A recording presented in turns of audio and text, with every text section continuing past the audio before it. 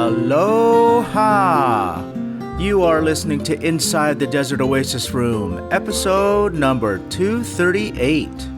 This podcast is brought to you by Deadhead Rum, fine single blended rums made with sugarcane sourced from the jungles of Chiapas. Master blended by 43-year rum veteran Jorge Perez, the most decorated master blender in all of Mexico. For more information, check out their website at deadheadrum.com.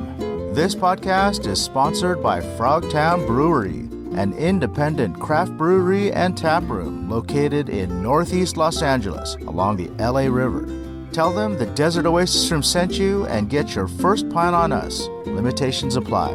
For more information, go to frogtownbrewery.com and follow them on social media at Frogtown Brewery.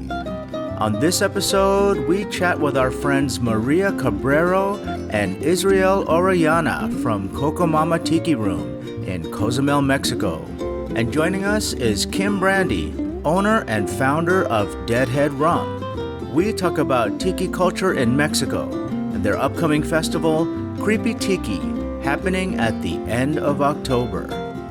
As always, I hope you enjoyed this episode as much as we did bringing it to you.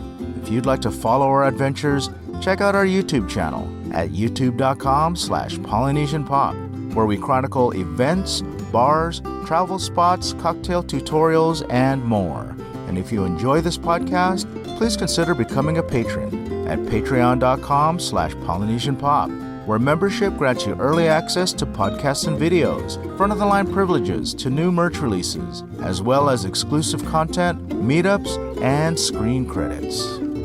Alrighty, let's get into this. Pour yourself a glass of Deadhead Rum and give it up for my friends Maria, Israel, and Kim.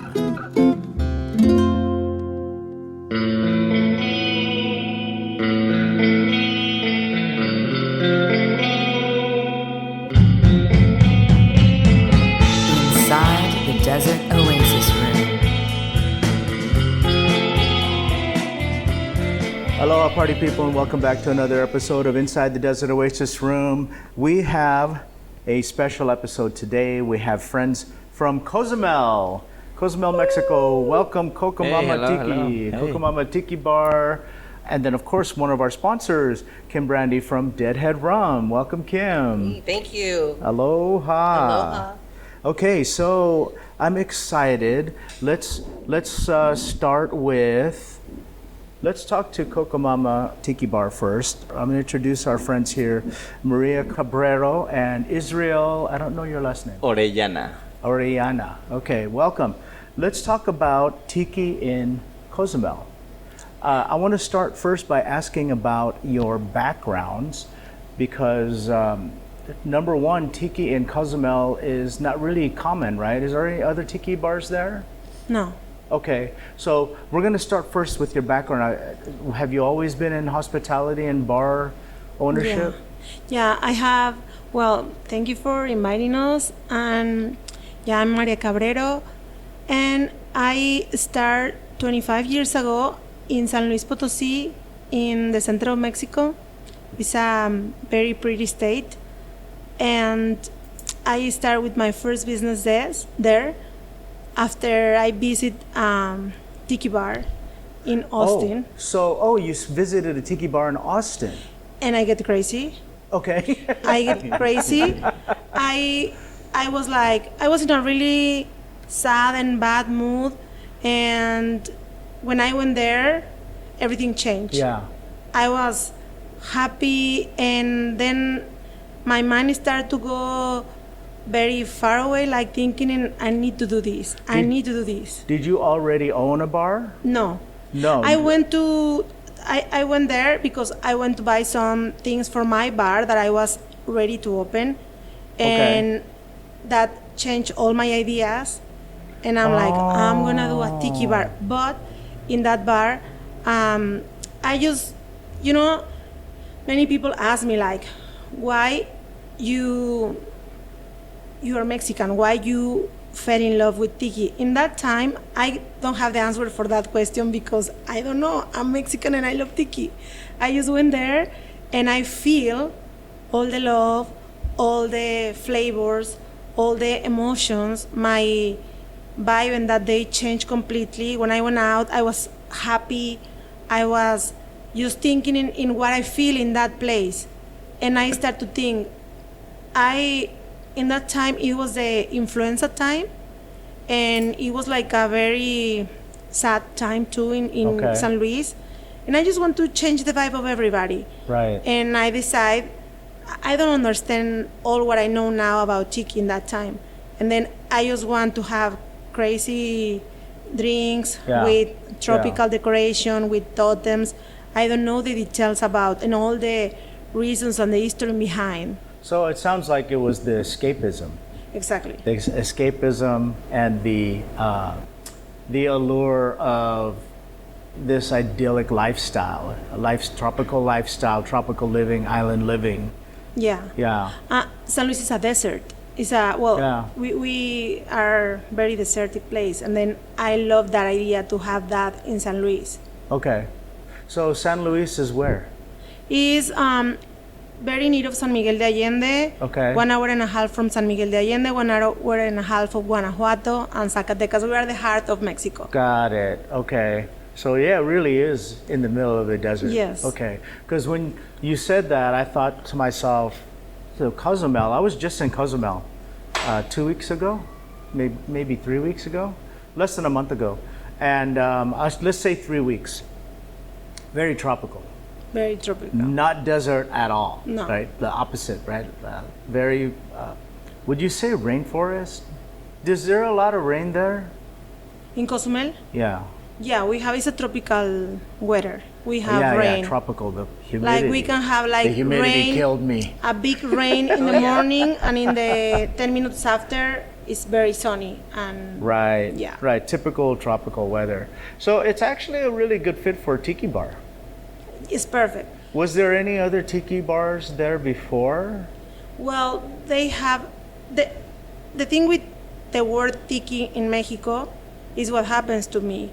Like for us, the idea of tiki, it was decoration and no the traditional recipes and no all the history and culture. Right, right. I started to get in all this, and since I learned more, I understand that I need to learn more.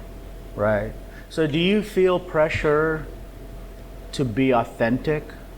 Yeah, completely. Because when I was in San Luis in my first bar, like nobody knows tiki. I was a tiki bar and nobody say you're not a tiki bar. Everything was okay. I have my drinks with umbrellas, my decoration and everything. I sell the restaurant. It was very successful. And then I went to live to Cozumel because I always had the idea to live on the beach. Right. I went to Cozumel with the same idea to put my tiki bar there. But when I arrived there, people started to ask me for the typical classic recipes. Okay. And I was like, what? Right. What is surfing bastard? So who is your typical customer? Is it the person off the cruise ship? Or is it someone who's staying there for a week? Well, when I moved to Cozumel was 18 years ago, and it was just one pier. And the pier was very near to me. And then in the morning, we have people of the cruise ship. But in the afternoon to the night, we have locals and divers. The principal activity of Cozumel is divers. Yeah. And then we have like mixed locals and And they're divers. asking for traditional. And we have a lot of retired people that lives there, owns houses there. Yeah. And my friend Michael Handy, he becomes very my friend after that. He comes to ask me, he was like, I'm very happy, finally a tiki bar in Cozumel. Give me a Mai Tai. And I was like, okay, I can check the recipe. I can do a Mai Tai. And he's like, this is not a Mai Tai. Yeah, yeah. Can you make a painkiller? And I was like looking, and then he's like, okay, don't take this bad, but you are not a tiki bar. Yeah. If you are a tiki bar, you need to do it with respect. Yeah. You need to do it.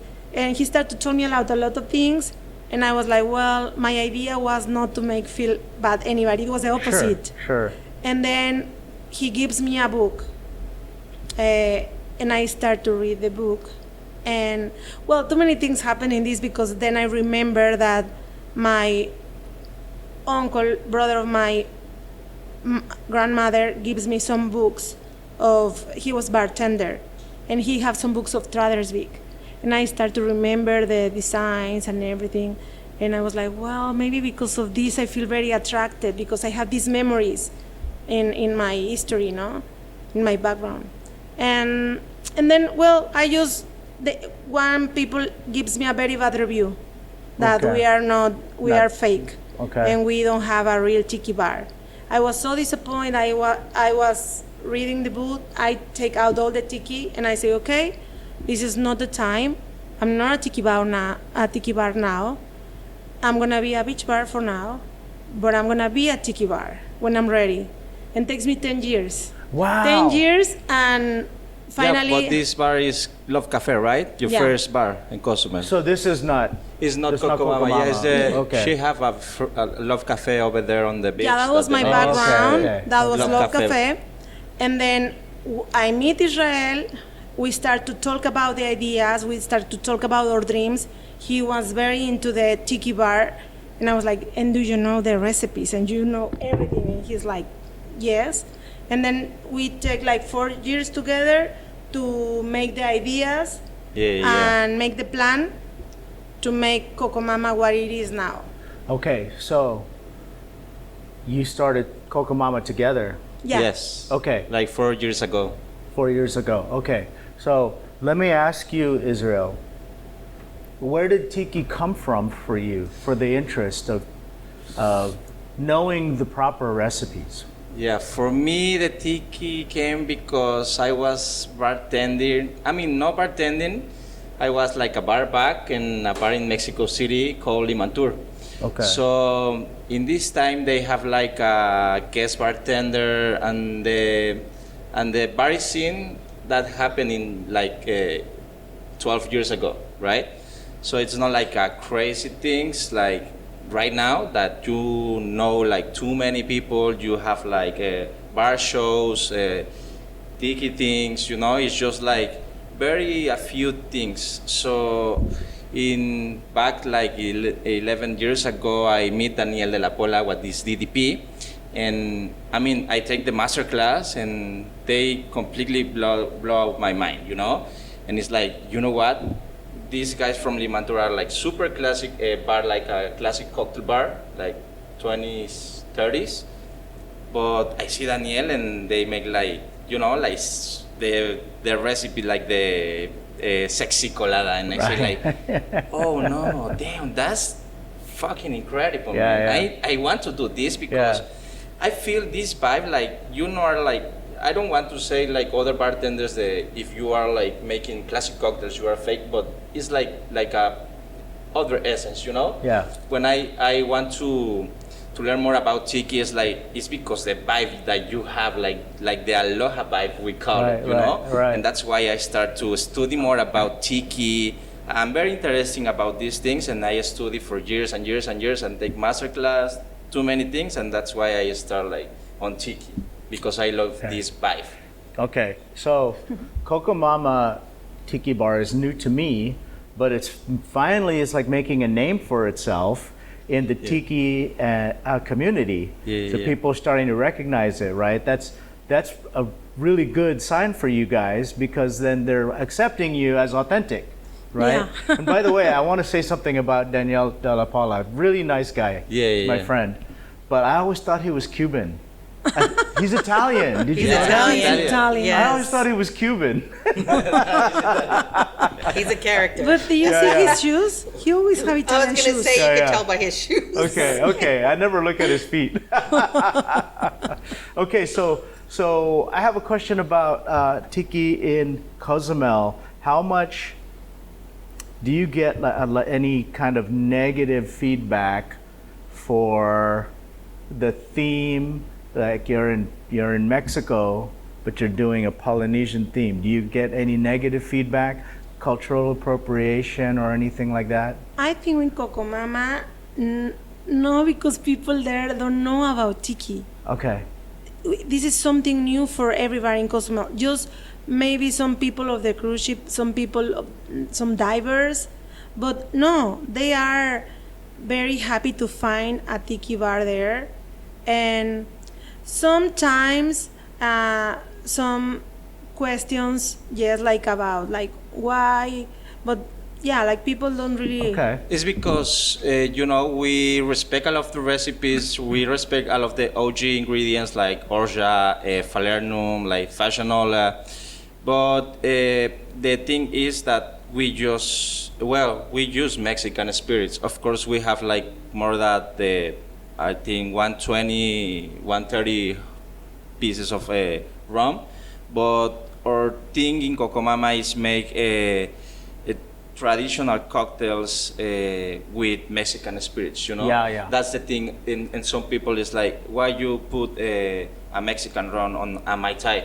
Well, I mean, the Mai Tai is, I mean, the recipe it's like super, like they try to be classic, like lime juice, dry curacao, two Orgeat. types of rum and Yeah. orgeat.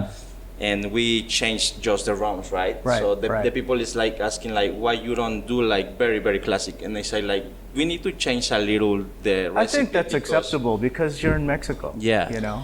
So, I'm really into the escapism of any really kind of immersive bar, restaurant, I mean, whatever it is. And you know what I really enjoyed about my trip there to Cozumel? I really enjoyed the theming of the Mayan architecture. Is there anything that exists there that's like a tiki bar, but it's Mayan style? No, there is one.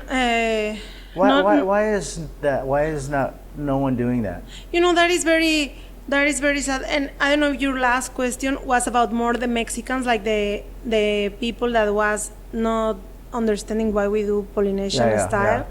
I think what the answer was like we like to make everybody feel welcome. And of course we have the classic tiki, but we have our cocktails with Mexican spirits. But we tried to do. Even we have one of our bartenders, Rodolfo, you meet him, he always say hello in Mayan. And we try to don't lose that. I don't think it's another place with Mayan style. Maybe there is one that is in the other side of the island that Kim went there too.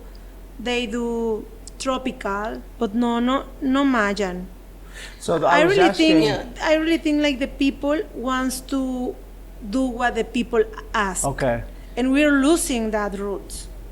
When they serve their bowls, their cocktails, they do a traditional Mayan dance. Everybody comes out. I love and, that. Yeah, I love it too. And I was going to say that there is a lot of similarities between the 100%, culture yeah. in the island life that they're living in Cozumel. A lot of the gods that they have, And our statues. masks.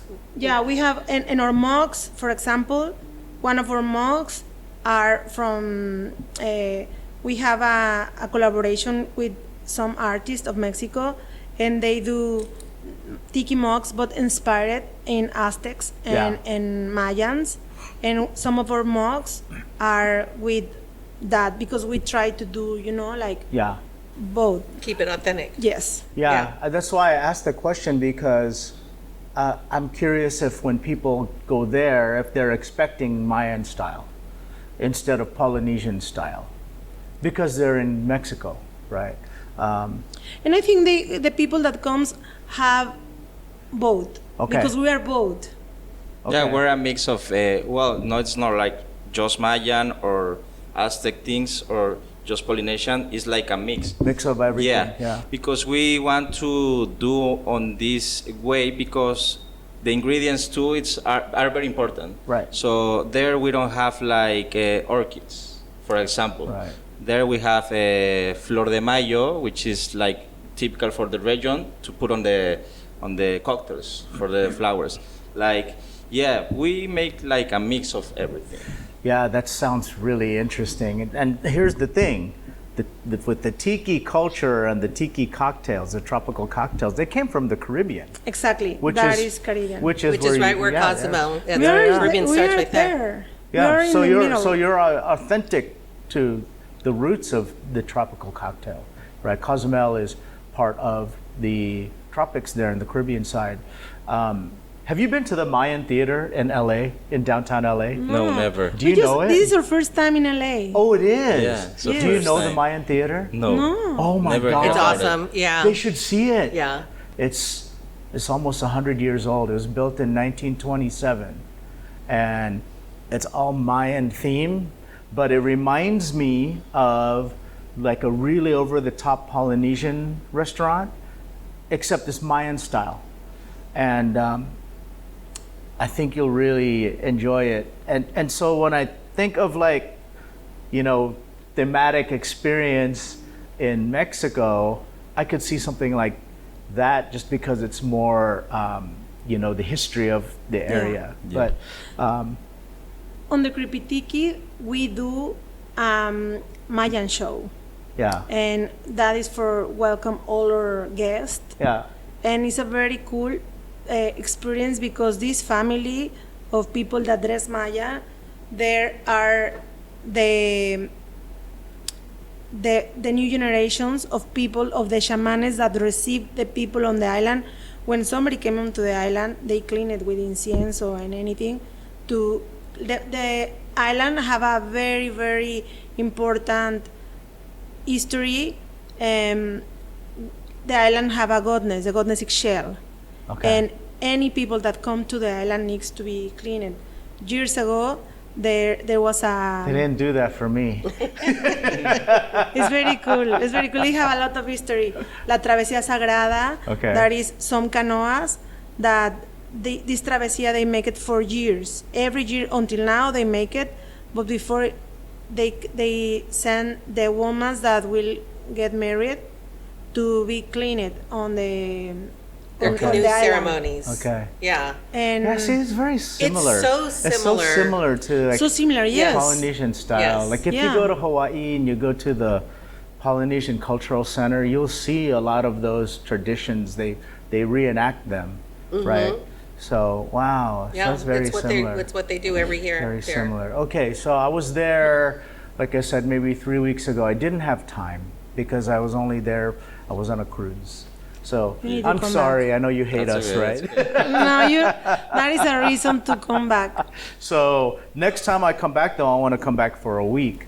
Maybe if I'm lucky, I'll come back for the Creepy Tiki That would Festival. be That would be fantastic. awesome. So- Or you can take the Virgin Cruise and do the rum tasting excursion, which will Well, take you to So here's the Cocomama. thing: if I go on the Virgin Cruise or any cruise, I'll just go to Cocomama on my own. I'll just go, when they let us off the boat. Yeah. And then I'll just go there and I don't have to worry about, sticking with the tour guide. And I just have to make sure I'm back on the boat on time. Yeah. And then I can enjoy myself, Yeah. Yeah. So let's talk about Creepy Tiki because we have our friend here, Kim Brandi, who's a great sponsor as well for us at Desert Oasis Room. Thank you for being a sponsor. Thanks for Kim. having me.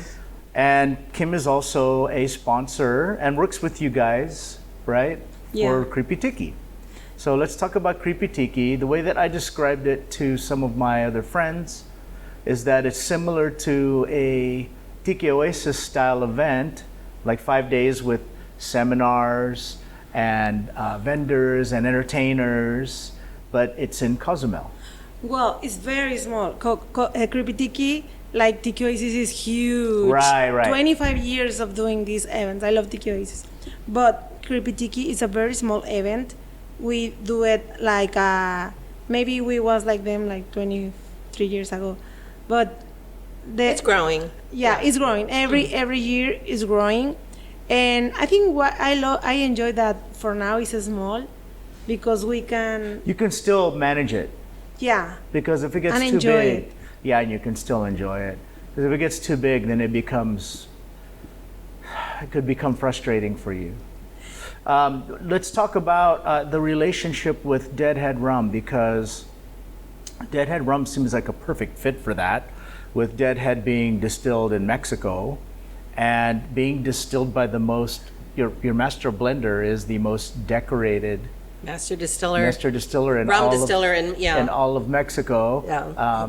Jorge Perez. That's right. So shout out to Jorge Perez. I don't think people know that. People don't know that. Yeah, he has spent over 20 years with Havana Club in Cuba, and then came to work for us. And he's been with us for about 20 years. So yeah, and he was like a director or something there, a director of operations or something. Yes, but also a master distiller. And a master distiller for yes. Havana Club. And even beyond those 20 years, he's actually been in the business for 4 decades. Right. 40 years. Yes. So he's very experienced.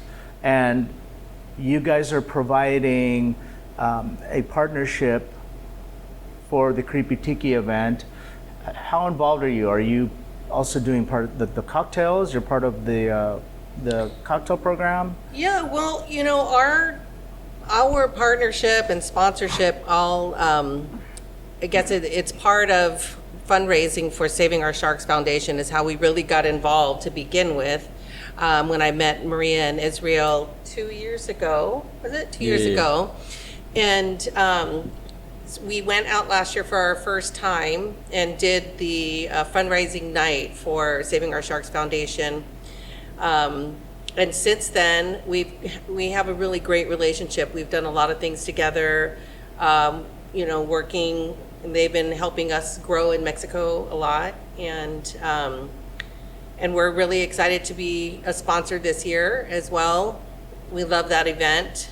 It's so much fun, and for me as a brand owner, and I think for any other brands that would get involved, one of the really nicest things about it is that there's a heavy trade element to it where bartenders from all over Mexico come out and they want to get to know the brands and take classes, and I love that. They're really hungry for knowledge and new skills, and so for us to be a rum brand from Mexico, we just would love for them to come out and try it and take our products back to their bars. So it's our partnership with Cocomama has really helped us to grow our footprint. It feels like such a natural fit too, a natural partnership. Naturally should be in the bar, even outside of the Creepy Tiki event.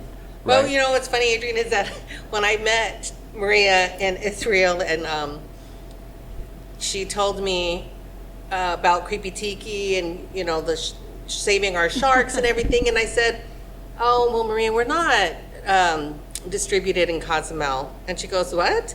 I've been selling Deadhead Rum in my bar." Oh, I love it. And I go, "How have you been selling Deadhead?" She goes, "Well, when I go to the United States, I buy it and I bring it back." So wow.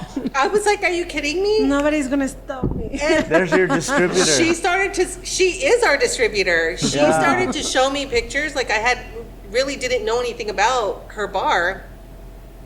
And it was like I'm like getting all emotional, but it was like That's a Deadhead Rum bar. There was like cups everywhere, bottles. I was like, "Oh my gosh, I cannot believe Don't you love this." that? I do.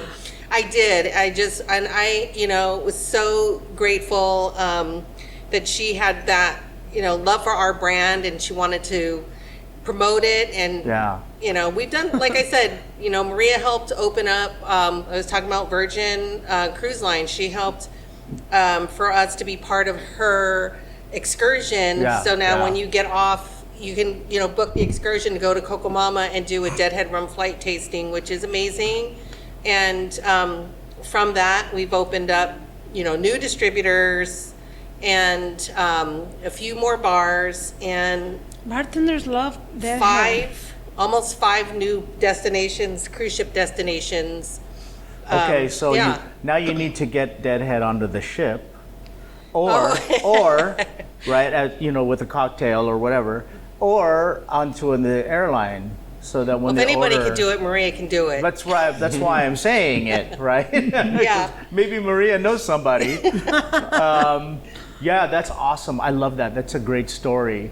So I have a question for both of you. So we talked about a little bit about Creepy Tiki, but tell me about Save the Sharks, because how can I be involved with that? I love it. What can I do? Well, that was very, I think that was a sign of the destiny, because when I was going to San Diego, I found one of my friends that works in Saving of Sharks Foundation, and he tells me, like, where are you going? I'm going to San Diego. Maria, let's do something. Let's do something with the sharks. Really, we need your help. You do a lot of parties. Why, if you do some party with deadheads, really, we need your help. We are doing not good, and I'm sure we can do something. I was on the plane. I was thinking, like, I always like to help and be involved with divers, because divers are very important in Cozumel. And they are very, like, the community of divers help us a lot. And then I was trying to find the idea of what we do. And the room party and Tiki Oasis of last year, I just arrived and there was a shark.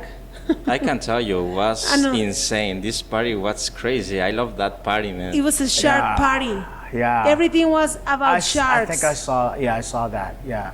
And it was Adam and Sammy and everybody, Kim dressed like shark, everybody. Yeah. It was, and I was like, like this music of like Angelica, like Yeah. The idea, I was like, yeah. Right. And I just tell them, like, we need to do this in Cozumel, a Saving Our Shark Halloween party. This is, I remember I was just talking to them, like, and they was like, yeah. And then I make a meeting with Saving Our Sharks, and we make a big meeting with Shannon Mustifer, with everybody, and we was like, let's save the sharks. Yeah. Well, you tell me. You don't have to tell me now, but after we record, and even later, like if we have an event here tonight, we're recording this live from Roxanne's, and we have a pop-up here, Cocomama Tiki Bar pop-up at the Marie's Tech Outdoor Bar. Again, another natural fit. Yeah. Right. Perfect fit. And so after all of this, we're going to enjoy this event tonight. Then after all of this, we'll be in touch and we'll talk about how I can help with that as well. Well, tonight is actually a fundraiser. So all the cocktails great. are to benefit Saving Our Sharks Foundation. And so people can come out and buy the shark conservation cocktail here. We just finished working with Adam over at Golden Tiki, and we have other bars lined up, and hopefully, we will start a movement in the mixology community where, they will start to create shark conservation cocktails and steer away from all of the stigma and, the fear culture of sharks. And that's our whole goal for us. I think it's very easy. Like everybody, you don't need to be like a brand or like anyone can do something. The organization have a very good website, and you can find a lot of information there. Saving or Sharks Foundation, and there is too many ways to help. Okay, so we'll put some links in the description. Oh, that'd be great. Yeah. And, That'd be good. and of course, we're also going to link our friends from Cocomama Tiki Bar and Deadhead Rum, and we encourage our listeners to visit the links and show our friends some love and follow them on social media as well. So let's throw that out there. Is it at Cocomama Tiki Bar? Cocomama Tiki Room. Tiki Room. Yeah. Cocomama Tiki Room. Again, link in the description, and at Deadhead Rum. And we also have our Instagram at Polynesian Pop. We also have a YouTube page if you want to follow our adventures, youtube.com/Polynesian Pop. And you can check out our archive at desertoasisroom.com. So in the meantime, we have an event to prepare for. Right, Israel? Yeah. We're almost ready to rock the bar today. I'm excited to try the cocktails. Thanks you guys for being on the podcast. Thank you. It was great meeting with you. Thank you. Yeah, I Thanks for appreciate it. inviting us. Thank you. Thank you. All right, cheers, party people. We'll catch you on the next one. Aloha. Mahalo. Aloha.